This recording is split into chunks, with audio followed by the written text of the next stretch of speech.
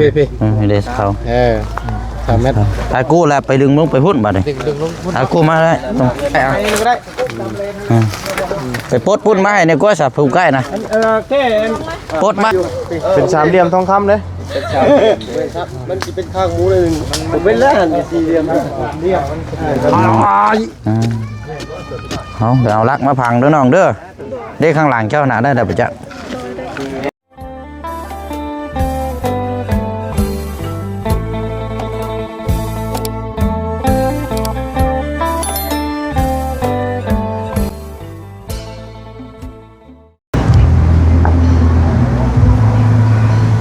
พี่น้องเนาะถือว่ามาต่อกันในคลิปนี้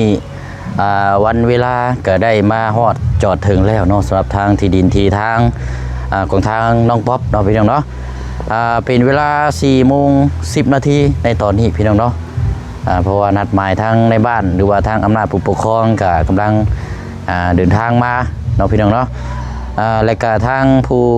จะขายที่ดินน้ำพี่น้องเนาะก็นัดถือว่า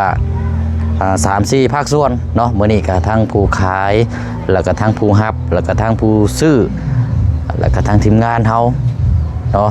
เอาถือว่าหลายภาคส่วนเนาะพี่น้องมื้อนี้ก็เบิ่งแย่งน้ำกันทั้งพี่น้องพดุงเฮาที่ทางบ่เสียงได้แจ้งไปมื้อเช้านี่เนาะพี่น้อง FC ก็รอลุ้นรอชมรอติดตามอยู่เนาะพี่น้องเนาะเอาก็เบิ่งน้ำกันพี่น้องวันเวลาเนาะตัวนี้ก็จ่อจี้เพราะว่ามันก็จะค่ำพี่น้องบ่ฮู้ว่าจะสำเร็จหรือว่าจะล่มเหลวเนาะเดี๋ยวติดตามเบิ่งน้ำกันนะพี่น้องเด้อเนาะเอาสบายดีและสวัสดีพ่อแม่พี่น้องเบิดสุขุสุคนนะพี่น้องเด้อเนาะสวัสดีพี่น้อง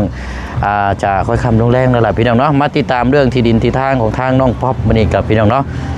ทางบ่เชียงก็บ่ได้มีงบในครั้งนี้เนาะสำหรับทางสมทบซื้อที่ดินแต่ว่าก็เป็นคนถ่ายทำและก็แนะนำอยากให้ทางน้องเพิ่นได้รับโอกาสดีๆจากทางผู้ใหญ่ใจบุญเนาะพี่น้องเนาะเอามีแต่ว่าก็นั่นแหละพี่น้องดูชมน้ำกันทางบ่เชียงก็มีแต่อันนี้แหละพี่น้องตลับเม็ดเนาะถ้าว่าทางในบ้านเพิ่นบ่มีก็สิได้เอาทางตลับเม็ดตัวนี้ดึงซอยเนาะอันนี้ก็ของทางแม่อยู่สกลเนาะพี่น้องเพิ่นฝากมาตอนที่เฮาซื้อที่ดินของทางอาเจืองทางบ่เชียงก็ยังเก็บไว้ในรถเพื่อเวลาจำเป็นนี่แหละพี่น้องเนาะอย่ามันยุ่งมันยากเพื่อมันขัดมันของก็เลยติดรถไว้ตลอดเนาะพี่น้องเนาะเอาเนาะทางน้าบ่าวเนาะหรือว่านี่แหละพี่น้องทางน้าบ่าวน้องป๊อปทางไอ้หำเนาะเราซื้อนี่แหละพี่น้องกำลังไปซื้อใบซื้อขายอยู่ในตอนนี้เนาะเพราะว่าทางในบ้านนี่บ่มีประสันพี่น้องเลยเอาเลยเนาะเดี๋ยว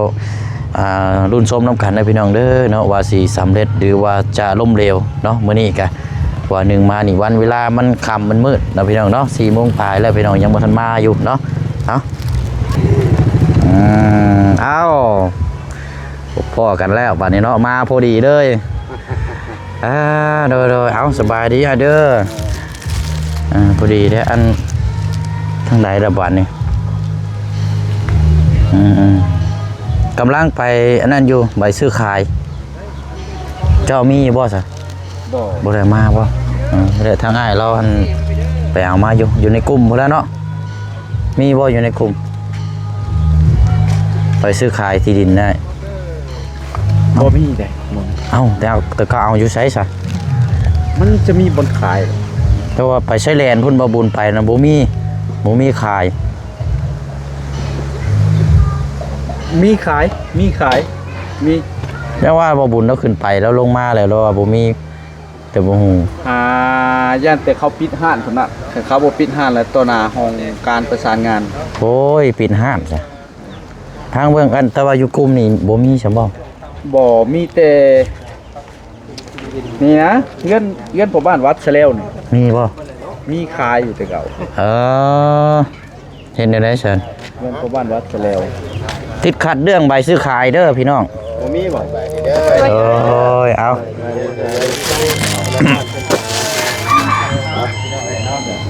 ใบซื้อขายบ่มีใบซื้อขายได้บ่จันขายบ่มีบ่ต้องให้อันอ้ายเราไปเอาอยู่น้ำอันในบ้านอันเพิ่นพอวัดได้เพิ่นพอวัดได้เราไปเลยเด้เราไปแล้วมึงเขียนเพิ่นไปแล้วไปเอามันบ่ไปเอาอยู่กลุ่ม กุ้มเลยบ่มี กลุ่มละบ่มี ไอ้มาเอาน้ำในบ้านซื้อน้ำมัน มีใบซื้อขายแล้วก็ใบมอบกรรมสิทธิ์ โดยมันมี2ใบใบซื้อขายที่ดินครับมอบกรรมสิทธิ์ นี่ มีแต่ว่ารอเรามาก่อนบ่มาได้บ่ได้เด้อนี่แต่ทางเรา เนี่ย มาก่อน ยังมาอยู่เนาะอ่า เพราะว่าเราเล่นมาบ่ได้แต่มีแต่สิให้เราไปเฮือนพรวัดนี้เนาะ โดยก็สิ เพราะว่าให้ทางบ่บุญเพิ่นแล่นไปซื้ออยู่ชายแดนก็เพิ่นปิดห้าน เป็นห้านหานแม่ในล้อซะคือ เพิ่นปิด ง่ายเพิ่นเว้าอยู่ละ มีแต่แนวอันนั้นแท้มื้อนี้ เอ เนาะ อผิดเนาะจะว่าบ่แม่นมือบ่จักติ โอ้เพิ่นมี2ห้านบ่ ท่านอยู่ตัวหนาของการประสานงานวันนี้ เออ เอาขึ้นไปเนี่ยมันของการประสานงานเรื่องนี้ เด้อๆกับอยู่ใกล้วัดท่านเนาะ แม่นๆกับทางขึ้นวัด ทางแยกกันมีหั่น แม่น อืมนะ รอฟังเบิ่งเนาะจังไดก็ได้มัน ทางอัน แต่รอทางอันแม่เรานี่ได้ซะผู้ขายได้คือบ่ไปเอิ้นแล้วมา ผู้อันนี่ได้ผู้อันเจ้าของดินเนี่ย ที่ดินเพิ่นได้สัก คือบ่ไปบอกแม่เรามา ยังที่เพิ่นบอกว่าอ๋อเพิ่นไม่กลุ่มมาแล้วเพิ่นยังร่วม เพิ่นร่วมบ่ แม่นอยู่ร่วมเรียกว่า ต้องให้รอเพิ่นอีก มันสิล่อเพิ่นนั่นแหละนะครับบ่ล่อก็บ่ได้เด้แม่นนั่นล่ะเป็นมานี่เจ้าของดินที่จอดเดี๋ยวนะ ต้องให้นัดเพิ่นมาอีกเนาะ แม่น อืม 4ด้านเลยเนาะเฮ็ดเขาบอกว่า เพิ่นสิเลิก5โมงเพิ่นบ่จักซะอันนี้เนาะ แม่นขังเลย อันนี้ก็ยอมรับกันแล้วเขาก็เลิกเห็นว่าเรานัดนะ บ่เป็นยังบ่เกี่ยว จังว่านะ อืมเนาะรออีกจักหน่อยเนาะรอทางเจ้าของขายที่ดินแล้วก็ทางไปซื้อขายใบมอบกรรมสิทธิ์กำลังพัวพันอยู่พี่น้อง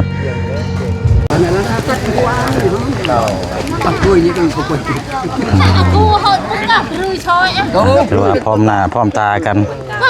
ถ้าไม่ตู้ก็เลิกแล้วพี่น้อง5โมงก็ดีเนาะจนสิค่ำอืม บ้านพ่อมิแต่ให้ทางแม่ซี่ชุดละให้ซักนักวงใดมงใดมารับเม็ดผมบ้านเสียง ข้าวคุณข้าวตาย บ่เสียงในบ้าน này từ lệ nhàยังไงนึง từ thua chào nó mà chưa mà từ lệ nhà giòn vậy là ไปเอาเสียมมาน่ะ ป๊อปเอ้ยเอาไปเอาเสียมไปนะ สร้างคุณเศร้า thì ta từ chào là chúng một bài cái tay từ nợ như bao เฮ้ยใครเล่นได้ từ na này ล่าอยู่ที่นั่น là cái gì đây phụ ru ไปเนาะ เด็กเปิดแล้ว anh này núa núa núa นี่โมเมนต์เนาะ แม่น nó น้องนี่ อยู่เนาะเอาจะได้เลยไปพุ่ง ทางคนไม่ถูกก็ไปคุณคนจะมอบ ê diêm bọ ê diêm tắc หลั lắc กเมนของน้องท็อปเปิ้ล ไม่ต้องเจ้าคงด้วย ผู้ได้ลึงแต่พุ่นแล้วมาบ่ đừng đi đấy đừng đi con เอาทางกว้างก่อนก่อน mấy anh ơi ทางยาวทาง ติดหลักจุด เป็นลักความลักได้แล้วลักเป็นลักในตู้เนี่ยได้มาครับ นี่พามาเบิ่งบรรยากาศเป็นร้านซื้อเพื่อต้องเก็บทางนอน เอาเบิ่งน้ำกัน นามันจับให้ได้นี่เข้ามาสิ ครบบ่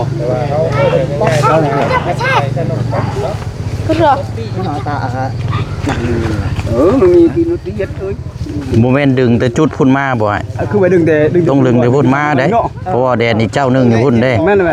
ดึงนับดึงอยู่พุ่นมาฮอดพี่มันจังถูกต้องมันจังพังทีเดียวแล้วก็เจ้าพังอยู่พี่น่ะบ่ได้แล้วเด้ผู้ให้อ้ายเนี่ยเราไปดึงมาเด้อผู้จุดมุมใดเจใด ไปถึงคุณน้อง มาแต่พุ่นละไป อันนี้ป้าเซ่เนี่ยไก่ ไปดึงพี่ละ ต่อแดนมาบอล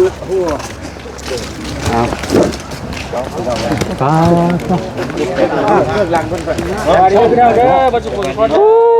เอามื้อนี้เป็นมื้อนัดหมายเนาะพี่น้อยเอาสบายดีทางพี่น้องก่อนเนาะเป็นยังไงเบิ่งเบิ่งได้ระวังได้ระวังเด้อคุมได้ใช้มุมใด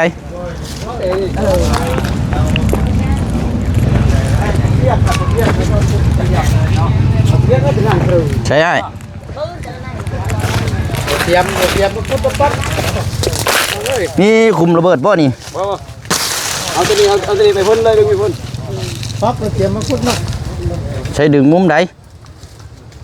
เอานี่เลย ข้ามกอไผ่ไปเทิงพุ่นไปยังไง นั่นแหละ ผู้ข้ามไปฟังเทิงบ่ ถ้าเป็นคนกินกันเดี๋ยวถึงว่าห้องบ้านอย่างนั้นมันใกล้กับต้นนั่นหลายก็นั่นเนาะ ไปดูดิ ยันถือก็ห้องเขาคนนี้เด้บ่าวเขาเด้คุมวิทย์ตัวคุมวิทย์เพิ่นเด้เพิ่นให้เล่นบ่เล่นได้บ่เนาะนี่อยู่นี่รถชานี่ มาที่ก็ได้ยันถือก็ห้องเขาเฮ็ดคนได้บางเสาเนาะรถน่ะเสาไม้เฮาอ่ะ เอานี่เจ้านี่เอามาพี่คอยสิจับเอาไปดึงไปเลยดึงไปพูฮะ ก็ไล่เลยแล้วก็ไล่เลยฮะเอาก็ไล่ได้บ่ก็ไล่ยันถือเขาดิบ่ข้างเฮานี่ งั้นเอาไปรถไป ไล่ให้ดูนะให้น้อยของก็น้อยแต่นี่ ดึงไปโอเคเอาติดตรงนั้นติดแล้ว ไปฮอดเช้าดึงให้ตรงนะคุณเกี่ยวแท้ โค้งไปเดี๋ยวนี้บ่ทางคุณชามันบ่ได้โค้งไหนตรงเลยได้ตรงเลยเด้ มีองค์สิงอยู่แถวบ้านนี่ ฮอดแล้วไปจักแล้วไปจัก3เมตรฮะฮอดแล้วเบิ่งนี่จักเมตรนี่10เมตรนี่10 ชาวเม็ด ให้นก มอง ปักเพิ่นว่าชักลักไปเลยเพิ่นเอาลักให้บ่ขุดไม้แล้วจังมาพังก็ได้ ฮอดนี่เด้อ เฮ้ยมันคือเบี้ยวแท้ เอาตรงๆบ่วน บ่ขุดหมายไว้เชื่อแล้ว ขุดไม้ไว้ แล้วจึงดึงทางนี้เอา มันจะดึงอีก อยู่นี่บ่ ขุดหมาย กาวเนาะ ขุดหมายชื่อนะขุดหมาย ขุดไม้ไว้เมื่อไรเฮาก็เอาไปคูณป้านั่นป้อม มันจังซื้อผมแค่มันก็บ่ซื้อเก็บแล้วเพราะว่ามันให้มันมาทางนี้นะไว้ก่อนชั่วคราวโอ้ต้นนี่ใหญ่ที่ต้นดูแบบว่า ดีเลยเนาะบ่วิทโพนพอดีเลย ดูเด้อมีหยังกันน่ะโคนมันเป็นหน้าบ้านเด้แต่แบบมาดันกับผู้เชี่ยวดันออกเบิดเก่าแกงให้มันงามเบิดนั่นแหละขวบได้อยู่เนาะมีจอมปลวกอยู่ในนั้น กินตุ้ยๆมา เ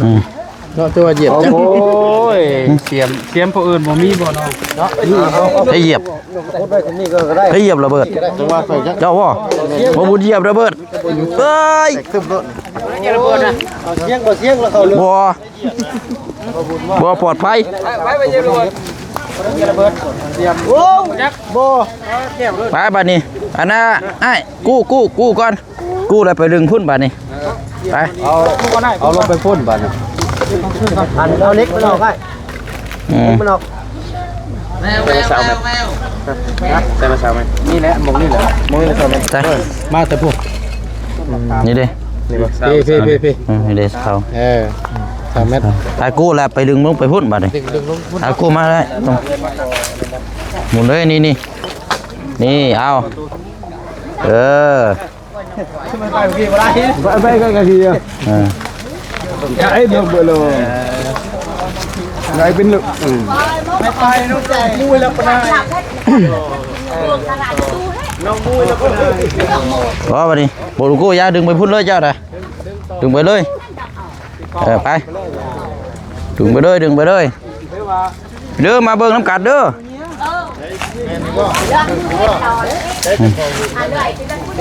ใช่ติดยังมาได้ขาดดิไปพุ่นบัดนี้ไปให้ดึงเหยียบไปรถเจ้าน่ะเอาต้องเอาลงมาแบบนี้เดี๋ยวพวกพี่แล้วนี่ต้องเชียงลงมาแบบนี้เนาะ ดินเสียง ลงมาแบบนี้ มาดึงมา ดึงมาพี่ไอ้ยันขึ้นเขาดิ ดึงตรงเลยเนี่ยดึงตรงเลย เสียบนะยันทึกอยู่เขาตรงเลยต้องแข่งแล้วเนี่ยมา หอดบ่อปิดทางพอดีไปจักติ พอแต่บ่ ฮอดต้นไม้นี่จัก ไปเองคนละกกไม้คนนี้ ไปเอามีดมาบ่ ยัดกายยุกกกไม้กกกล้วยผมจักแล้วไปดึงไปรถและตัวหลกคอมอ่ะ18ใช่ผ้าอยู่ใช่ผ้าเจ้าฮอดพุ่นแล้วฮอดต้นนะพุ่นแหละดึงอีกมันบ่ให้มันชื่อปานใดก็ได้ดอกเฮาเบิ่งเอาในตาหั่นแหละ อืม อย่าไปต้องเฮาแค้นได้อันนี้น่ะสาวอยู่นี่แหละ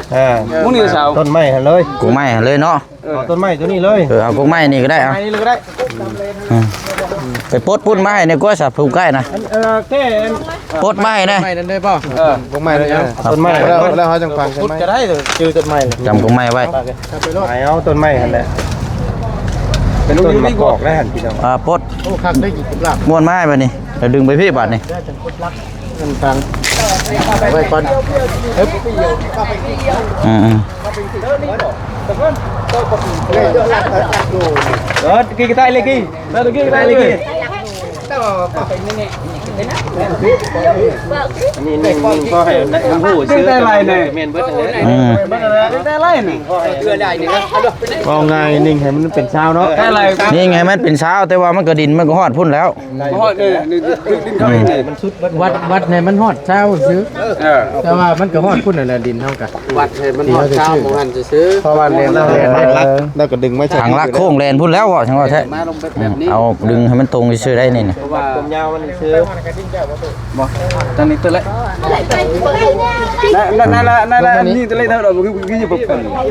วัดเนี่ยมันตรงซื้อมันตรงกับตัวนั้นแล้วก็มองลัดมองหันคือเก่า ใช้แดนนี่ฟังนี่อยู่หมองได้ซะ พี่เลยต้นไม้ ห่านบ่ต้องเข้าไปไหนพุ่น ต้นไม้มา ลึกแล้วไหมบ้า พี่อยู่พี่ แล้วมันฮอดมองต้นไม้ก็ฮอด บ่มองกูไม้แล้วถึกแล้วกินนี่นะ มองเก่าแล้วมองต้นไม้คือเก่า เอาเลยพี่เชื่อทุกคน ยาวเนี่ยกี่นั่นก็พี่เชื่อเรากี่มันอะไรไอ้ตัวหน้าเท่าพี่ตัวดวงกี่ เอากูไม้ตัวใหญ่นี่บ่ ไม่รู้ว่ากูมัน ใช้ปลดสายอยู่บัดนี้ปลดสายเด้อปลดสายแล้วลึงไปพุ่นหน้าเจ้าบัดนี้ พวกมาตามดินเท่านี้นะตามห้องไม่นี่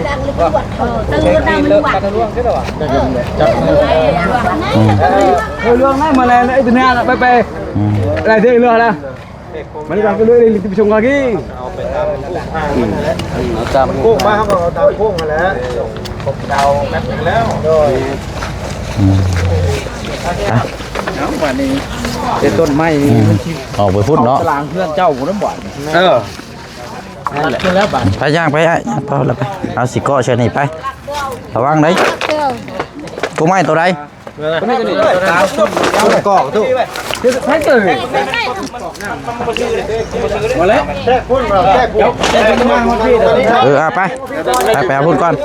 แม่หลายคนหลายผมคิด ไปมาจับจุดพี่บัดนี้เนาะดึงมา เลยจับตัวรักตัวนั้นดึงมาพี่ก่อน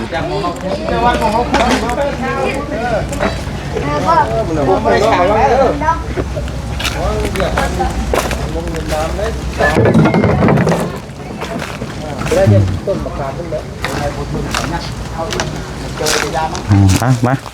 นั่งมาที่คนเจ้านะไปโอเคอ่ะไปย่างไปเลยระวังเด้อเหยียบน้ำเด้อไปเลย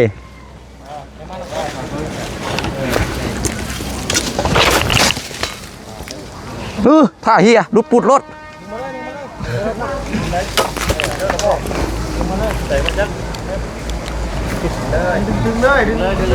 ดึงจับตึงๆนะ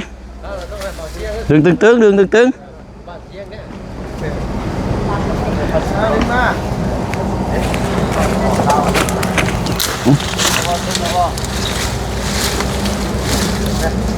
ี๋ยวอย่าพึ่ง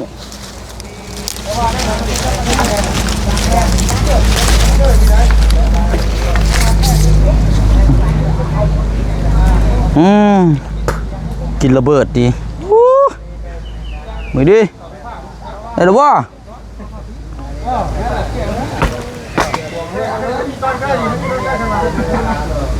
ม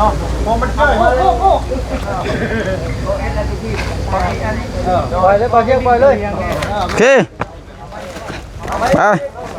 ถึงไปโอ้โธ่บ่ได้พี่น้องเอ้ยเส้นนี่อันตรายกินแตกจากรถ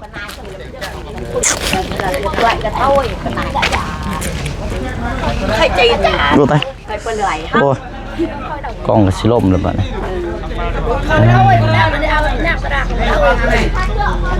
เนาะใช่แล้วเราบ่ทั้งนี้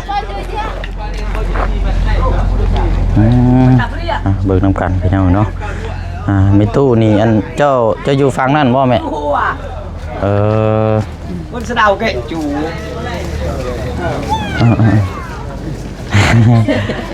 แหละแบ่งให้ลูกหลานเนาะแม่เนาะให้ลูกหลานเป็นในใดเนาะ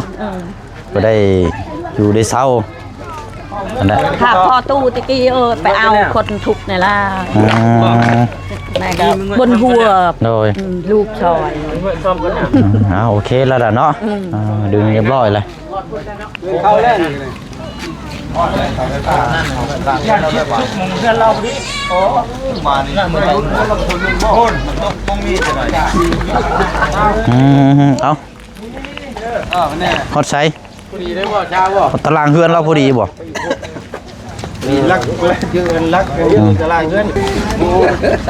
แสดงว่าดินมันเป็นแบบ ดินเชียงไหมเชียงเนาะซาคุณชาวอยู่แต่ว่าเสียงมันมาแบบปึ๊บมาแล้วก็มาเป็นแบบนี้เนาะโอ้ยจะบ่าวป๊อบสงสัยสิได้ย้ายเฮือนนี้แล้วบัดนี้เป็นแบบป๊อบเอ้ยเราเป็นคนแท้มันเข้าเฮือนเราบัดนี้ผมก็ยังมาแท้มาอะไรที่เจ้าของต้องบอกอันเมื่อมันจะมีอยู่ตัวที่ไม้ช่องไม่เท่มาเลยมาเฮ็ดจังได๋ดึงจะพุ่นมาปลาเลยพุ่นนะปลามาเลย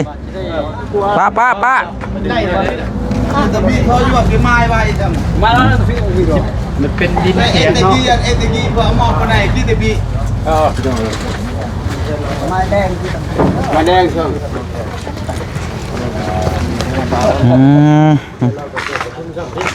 เป็นดินเชียง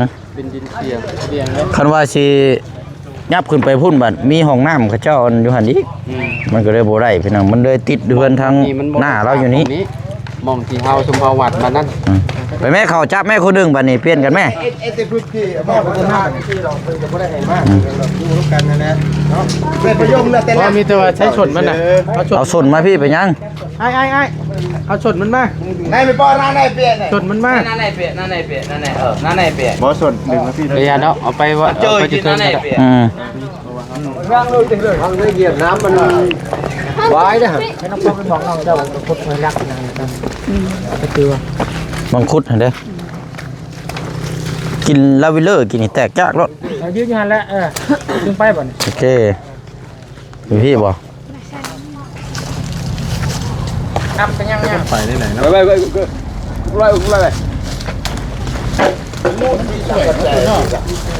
ได้เอาข้ามไปได้ข้ามไปได้เพราะมันล่มลงไปพุ่นได้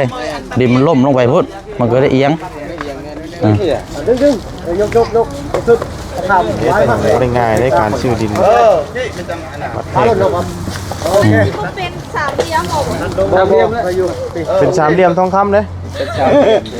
มันจะเป็นข้างหมูเลยมันเป็นแล้วสี่เหลี่ยมเอาดึงไปไอ้มันหมดตรงเลย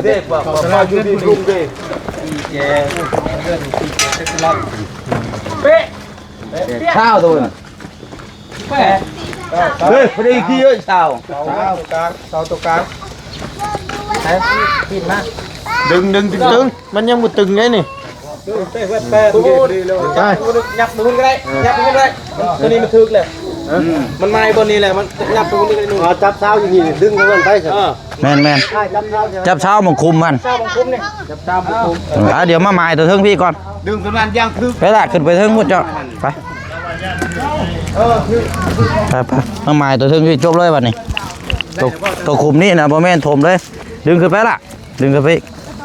ดึงให้ถึงเลยดึงขึ้นมานี่ดึงไม้ตรงๆเลยดึงไม้ตึงหรือว่าเอาลงในคุมเก่าดูเช้าหรือว่าอยู่พูดนะยืด ไปคุมเก้าหัน ฮอดเช้าแล้วบ่อยู่พุ่นน่ะ อยากแน่เนาะต่างจะย่างแน่ อ่านคันฮอดอยู่พี่นี่มันกวมห้องน้ำพี่ได้บาดนี่ พี่ได้ตกพี่ได้นี่ ก่อนมันนี่ก็ได้หรือว่าเพราะว่าเคยเขามีเงินกันเป็นห้องน้ำเลย ได้แล้วบ่ เลย เอาเสียมาบายเอาเสียมาใหม่ เขามีเงินกับขอน้ำเพิ่นให้เงินก็ได้หรอวะ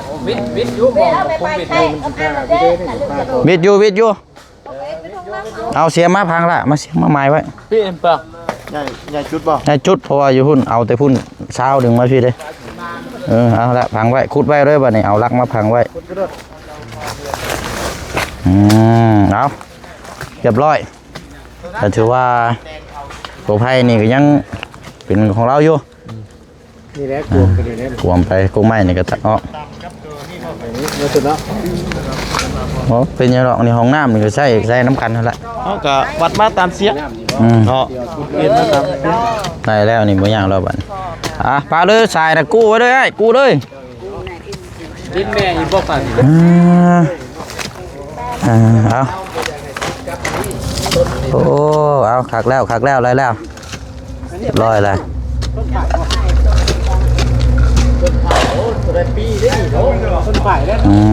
ฝ่ายเป็นไงเด้อ เนาะเคยเห็นต้นฝ่ายใหญ่ขนาดนี้ ต้นพายใหญ่เดิหลอกช่ำกับปั้นเล่น ต้นพาย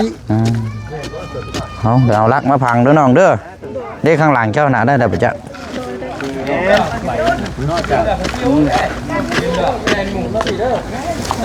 เด้